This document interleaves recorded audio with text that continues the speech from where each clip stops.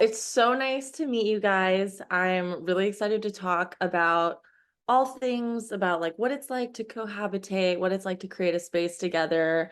Um, and I mean, I figured you guys probably get asked this a good bit, but like you had a very natural progression on the show.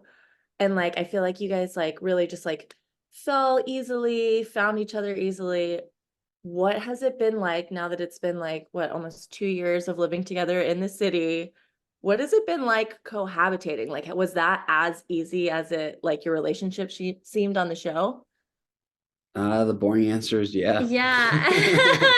I love Um, that answer. I love that. Yes, it was actually very, very smooth and easy. I think it's hard to ever know what it's going to be like when you live with someone, no matter like how great the relationship is. There's always that like unknown when you move in together of how that's going to work. And it was very seamless for us, thankfully. Absolutely. What do you think it is about the two of you that like really makes that work? I think we're both really easygoing, and I mean, we're different, but like living together, we're kind of similar. Yeah, yeah, I would agree with that. I think yeah, we're both pretty chill. We're both pretty easygoing, which does help, like when you're living with someone to have those kind of personality styles. And then I would say the way we like to live in terms of tidiness level and cleaning and like what we prioritize in our home and our space is very similar, which also helps. Neither of us is like extreme, in anything. So that right? Yeah. Well, I mean, and I would also say like we kind of divide and conquer. Like I've made the bed every morning for my whole life. Joe did not make the bed ever in the morning when we got together. But like that's fine because like I get out of bed second usually and I like to make the bed and like that's my task. And then like you're anal about cleaning the stove, which like that's your thing. Someone's got to do it. I also clean the stove, but I'm not to the level that he needs the stove clean. So it's like you kind of divide and conquer what's important to It you. actually needs to be cleaned right now. It was probably cleaned yesterday also. Yeah. It's cleaned every day. But I'm not complaining. I like it. No, I love that. I think it's so like whether you're living with a significant other, a roommate in college, like it is so hard to meet each other at that same level and like and also to complement each other. So it's so nice to hear that y'all, even in a small New York City apartment, have been able to find that harmony because yeah, it's tough out here. I definitely have heard roommate struggles from friends and my sister's in college, so I hear all of it. Oh yeah. It's like you guys have really lucked out, but I think like there is a difference between like cleanliness styles and like that kind of vibe and decor. And so I know that you guys have the coffee table from Joe's old apartment, but I'm curious like where like how would you describe your decor style and do those also match up? I would say they do match up pretty Well, we well. were taught we mentioned this in prior interviews, but we have a very similar color palette, which goes a long way. Like that, to me that's like maybe the most important. It is an underrated thing when it comes to design, I feel like, because like I have friends that are like, yeah, I would love like a pink bathroom, but like my boyfriend's not going to go for that. Or like their boyfriend loves like really bold pieces, but they're like more minimalistic. And I would say we kind of meet in like in the middle pretty nicely. Like we both like to prioritize comfort and functionality. And I love a neutral palette for my home, and Joe is on board with that as well. So it kind of keeps our space feeling really like cohesive and it fits both of our styles. I love that. I'm curious, how does the neon purple Amalfi Coast book fit into that right now?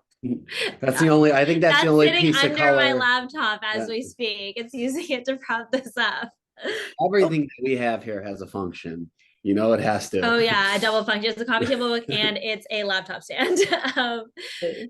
It's a But coffee table book that turns into a coffee table. it's not, the perfect fit, but there are sacrifices to be made. Like I also got Joe a Grinch snow globe our first Christmas together, and that has made its way to the bedside table for the last 3 years. So little things like that, we just let it be. I would say the most color we have in our apartment though is Joe's cookbooks and like books that we've read.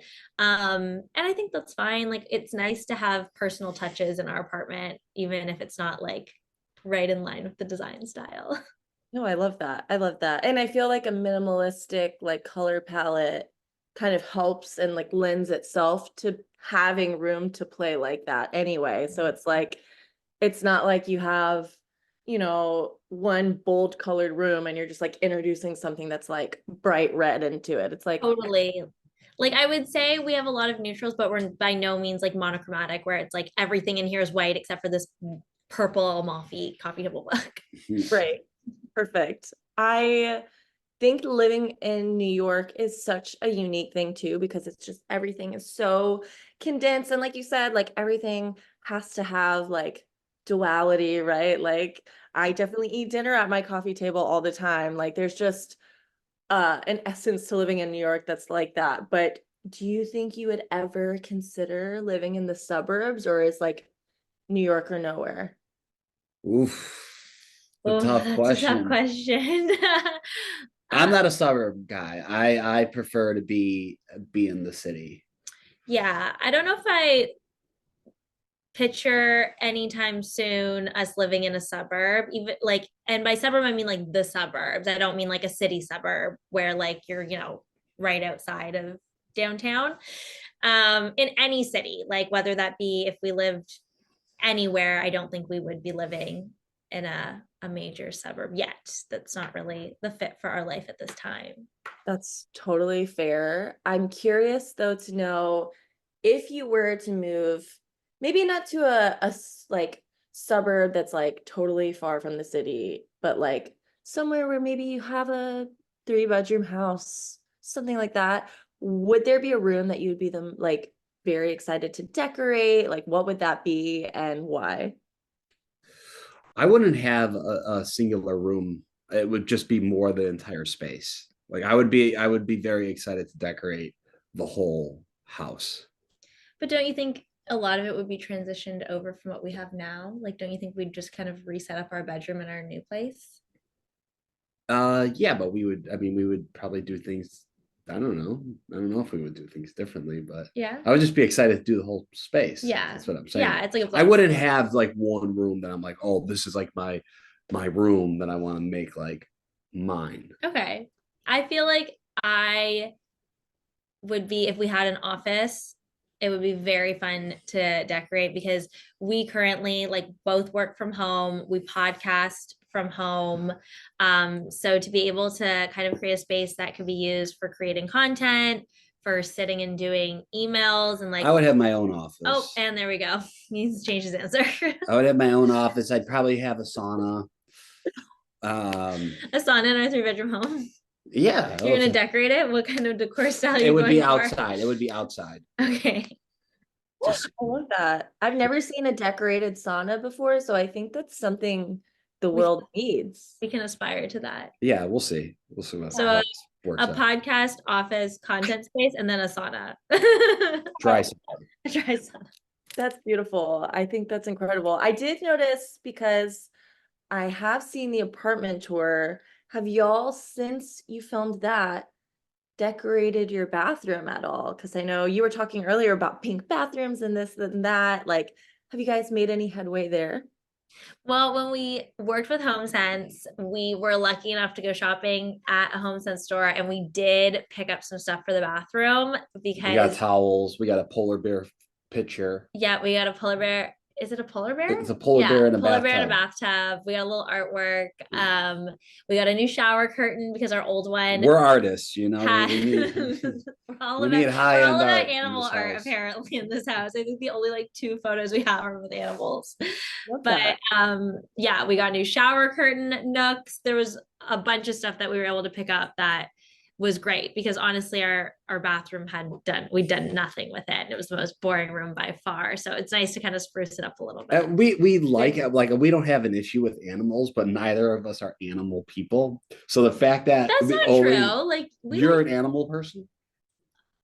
When I say animal Do person, you mean like like dogs? Or do you mean like no, I mean a into farm animals. Like you're gonna sit down and watch like planet Earth? Planet Earth and go on a safari. Like we're neither of us are animal people. Okay, that's fair. Yeah. That's fair to say. Yeah, but we like animal artwork Yeah. apparently. I love that. It keeps things interesting. It keeps things vibrant. Like I love that. Do you think you would get like a dog or like a not a planet Earth pet, but like a regular pet? I think we both would love to have a dog. We just right now we travel so much and it's just with the traveling just makes it too difficult. Yeah, we've talked about it for sure. At some point, we will get one. I've never had a pet, but Joe grew up having dogs. And our friend Natasha has the cutest little dog, Nyla, who we just adore. And I feel like if we were to get a Speak for dog, yourself. I don't like that. yes, you do. That's a lie. You love Nyla. You Nope. literally love Nope. Nyla. Yes, you do. You're obsessed with her. I have so many photos of Joe and Nyla. But if we were to get a dog, it would have to be a very small dog that we could like bring with us places. And also because our apartment's kind of small, a dog that doesn't take up too much room. I totally understand that. I have two Frenchies and like I cannot recommend them more. Best apartment dogs. Like when you're at work or you're out and about, they'll sleep during the day. Then when you come home, all they want to do is love on you and play. It's just like perfect. So I Frankie's definitely the one with the sinus problems.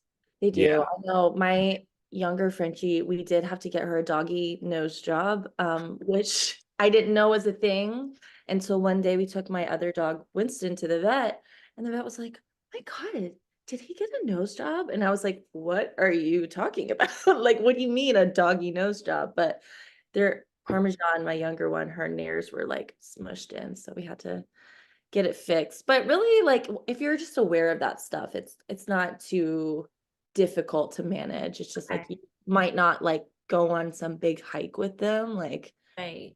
they, just run around a dog park or something like that. But yeah. Um, I know since you guys said you travel a lot, when you're not traveling, how often are you hosting at your apartment? And do you have any tips for people who are trying to host their friends and family in a tighter space? You know what? We don't really host ever. And that's not because we don't want to. It is just not really our lifestyle here. We just don't quite have the space to host. But I will say we've made our space as comfortable as possible. So if we do have a friend or two over to like watch Succession or something, when it's like we've got these two super cozy chairs from HomeSense that we're obsessed with, and they like swivel, and then we've got some seating in the kitchen, like bar stools and stuff. So it's definitely to have one or two people come hang out very comfortable, and we have done our best to like maximize that. But in terms of like hosting a dinner party, like we don't have a table, so And Totally. the key is in a small space, like we have a lot of clothes, like everyone does. And you have, especially when you live in a city like New York and it gets cold and you have jackets and whatnot. So when we did go to HomeSense, we got a dresser that's like massive and fits in our space, but it stores so much. yeah. That's like key to like get rid of the clutter. Yeah, try to keep it like as clean as possible in here and organized as possible for like if we do have people coming by, it's not like sorry our jackets are all over the couch. Really. So it seems like seating and organization are probably two big things that y'all consider if anyone's coming over. That's good to know. I feel like people in houses maybe don't always think about that because they just have the space, but those of us in an apartment, I know I've definitely been playing Jenga in my apartment before when we're like trying to watch the Super Bowl with all of our friends or something. So definitely something to consider on the organization front because I don't know, I'm a knickknacks girl. I feel like I have so many things. I should probably tuck them You're away saying a like little.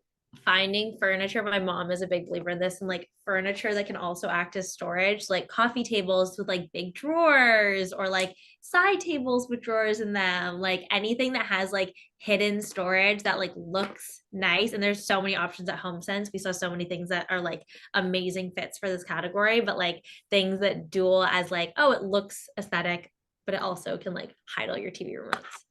That's perfect. I do wonder because I know you guys said you were lucky enough to get to go to HomeSense and do some shopping. Is there like an aisle or an area of HomeSense and just any like home decor stores in general that like gets you so excited? Like, is it the chairs? Is it the storage? Like, what is it that you're just like, oh, I could stay in that aisle forever?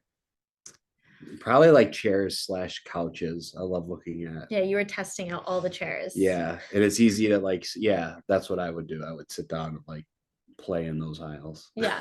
Joe picked out the chairs we ended up getting from HomeSense and honestly, they're very cozy. He did a good job. I like the rugs. I think it's just so fun to like go through all of them and like feel the different materials and the different patterns, and they're just like so huge and tall. And yeah, I like that part. No, totally. I'm definitely a chair sitter at a decor store. That's for sure me. I have to Welcome touch. to the club. Yeah, no, I just feel like so many things can be beautiful, but maybe not comfortable.